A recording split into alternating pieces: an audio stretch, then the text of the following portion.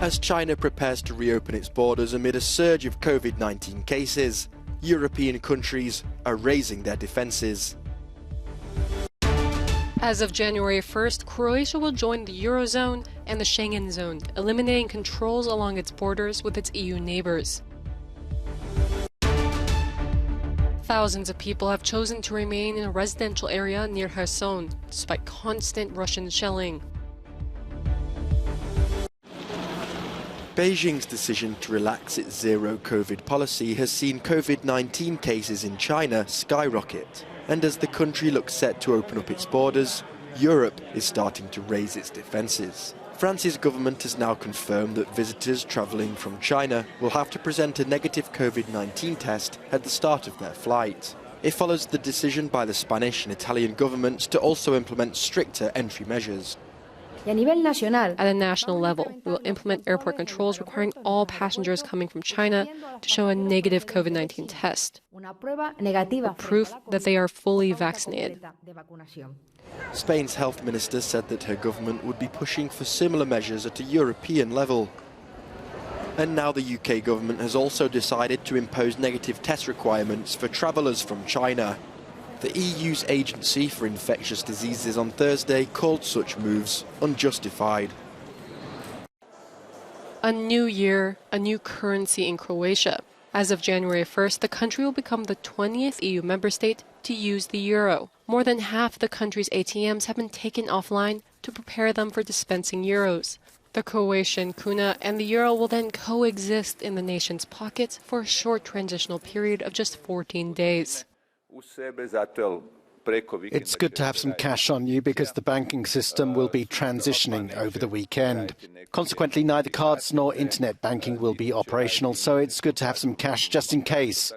On January the 2nd, everything should be functioning normally.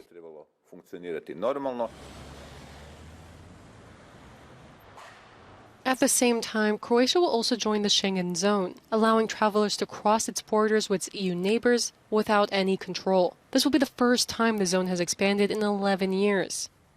But the move could also mean a heightening of security along Croatia's borders with its non-EU neighbors, such as Bosnia and Serbia, as entering Croatia will soon give people access to all other Schengen members.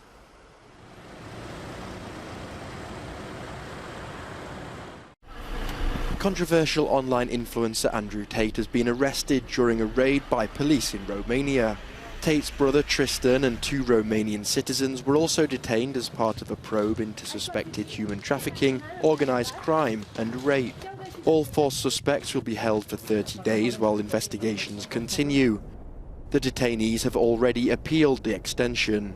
Video footage from the police raid shows several blurred-out sports cars, wads of cash and a handgun. The British national and former kickboxer has previously been banned from various social media platforms for his controversial statements and hate speech.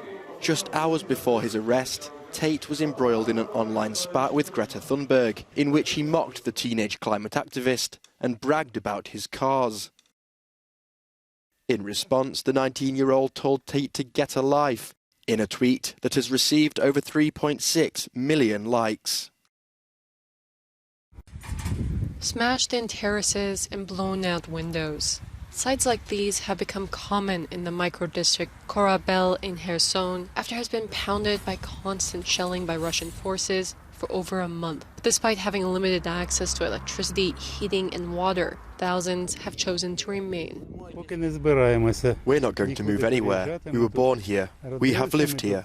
And we will live here. We live on water. We have water. Thank God it surrounds us, so somehow we'll survive. At least 7,000 people have chosen to stay in their homes despite the near-constant fighting, and Ukrainian officials are trying to help many of them. We are planning to provide generators. We have received applications for 400 heating devices so that we can distribute them among the people. Ukrainian forces are also working to evacuate people in need from Kherson and its surrounding suburbs.